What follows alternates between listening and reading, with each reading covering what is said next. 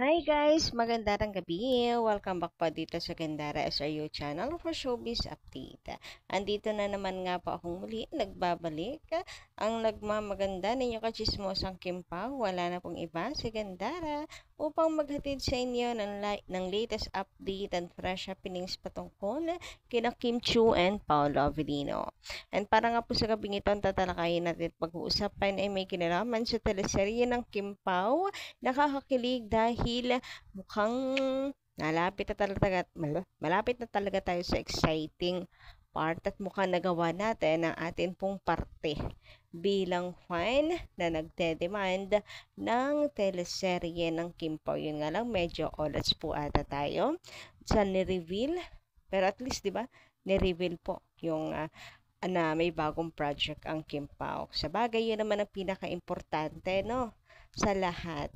Ito naman yung demand natin, mapanood, magkasama ang Kim Pao, and kung maari araw-araw. So, dahil teleserye to, abay, wish granted. Sumakses tayo doon.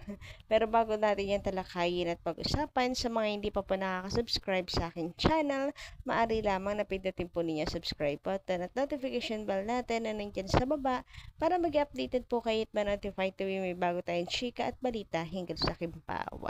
Basta mga balita na may kinalaman, kina Kim Chiu and Paolo Avellino, sagot na po natin yan. And ngayong gabing ito, unahin po muna natin pag-usapan na ang chika-chika na pregi daw si Kimi. Ba't mayroon pang sinasabi na si ganto, si ganyan ang ano. Ha?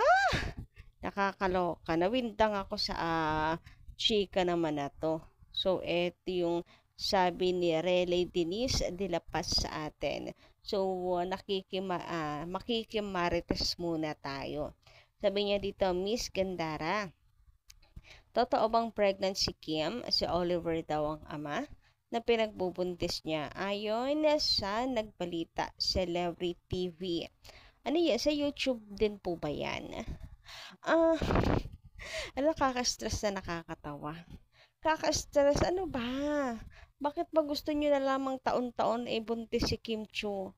Grabe, tagal na niyang buntis issue na yan. Hanggang ngayon, hindi pa rin nanganganak si Kim. Taon-taon na lang may ganyang balita. Nakakaloka. Kaka-stress. Atat na yung mga bashers talaga. Anyway, nakakatawa naman kasi wala na silang magawang wala na silang mabalita para lang masira yung pangalan ni Kim. Hay nako, huwag kayo nagpapaniwala. Isang malaking fake news yan. Nag-gym si Kim, oh. Ang bibigat ng niya, oh. Binubuhat. Nagja-jogging yan, oh. Kung buntis, first trimester, ay napakamaselan yan. Nagja-jogging nga si Kim. Yung activity ni Kim ang tingnan nyo.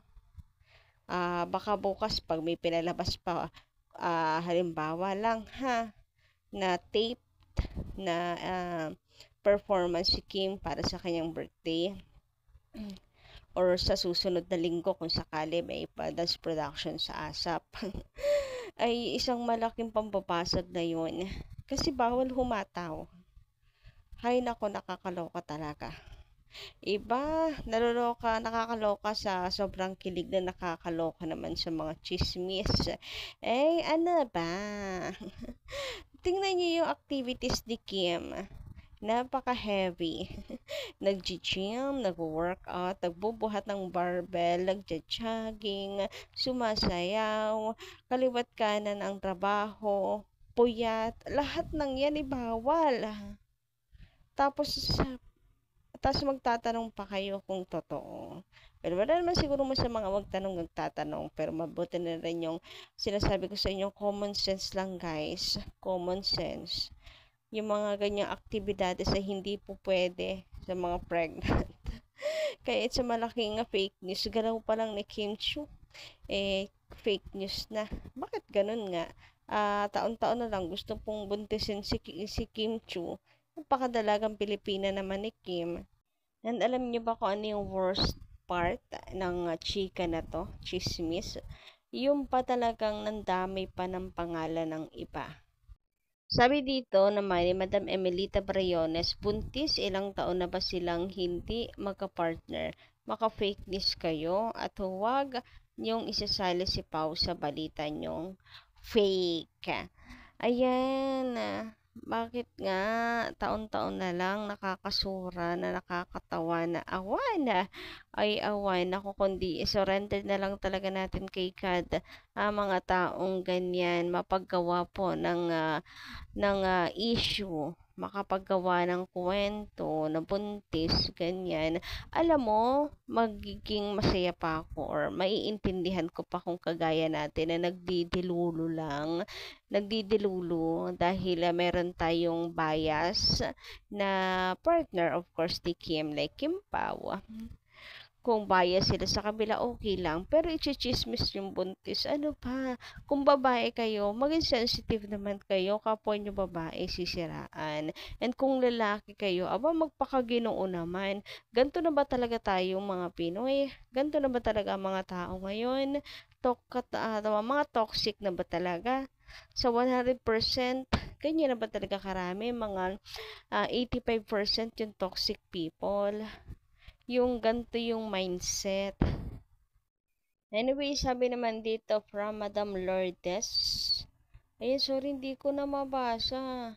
Lourdes Karin Show. Ayan, magandang gabi.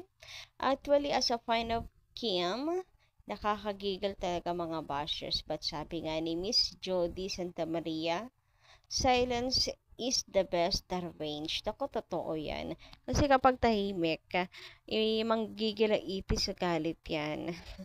Bakit walang reaksyon? Nakakainis. Kaya silence is the best revenge talaga. Anyway, sabi dito, huwag na natin patulan ng mga bashers. Anyway, hindi din or di nila kayang pantayan ang narating ni Kim sa industry. Number 1, na nag-stand out si Kim because of her humility and genuine attitude. Bukod that, she is so beautiful as a woman. Pinatunayan niya na magaling talaga siya. Wala siya sa taas. Wala yan sa taas ng pinag-aralan but hindi nila kayang pantayan mga endorsement at mga achievements. Kung sa ganda lang iba ang Kim Chiu baby face, like a princess talaga. Siya ang kinagigiliwan siya ng lahat. Marunong makisama at totoong tao siya. She loves by many. Kaya nga people superstar and multimedia idol pa yan. Ano, diba? San ka pa? Totoo naman po yan. San ka pa? Kaya nga, parang tatlo lang yan eh. Nasa diskarte, sipag at talento. Ayan, sinasabi nilang yung inaano nila, edukasyon ni Kim. Nasa ano po yan, diskarte sa buhay, sa sipag at sa talento. So, ang talento kasi ni Kim ay nandito sa pag-arte. Anyway, good news naman dahil eto yung balita soon. Para sa teleserye ito ng Kim Pao, yan po ang update. Sabi nga dito, yay, heavy drama indeed, teleserye soon with Direct FMR and Direct Jojo. So, heavy teleserye. All at tayo sa action comedy, guys. Mukhang heavy teleserye ang gagawin po na serye ng Kim Pao. Pero okay lang din naman, ang importante may next project po ang Kim Pao. Confirm na magkakasama po ulit sila as a love team. Hindi na puputol sa My Love Will Make You Disappear.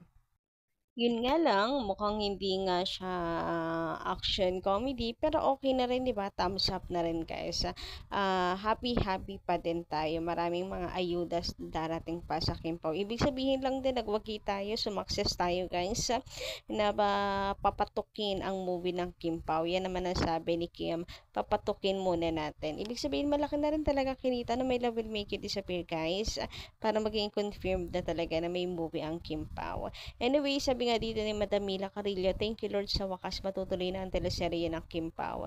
Ito ang aming inaantay sa TV. Sa wakas matutuwa ang mga senior. Todo support lang kami mga fans solid Kim Pao. God bless. Tambay sa bahay. Nakaabang lagi.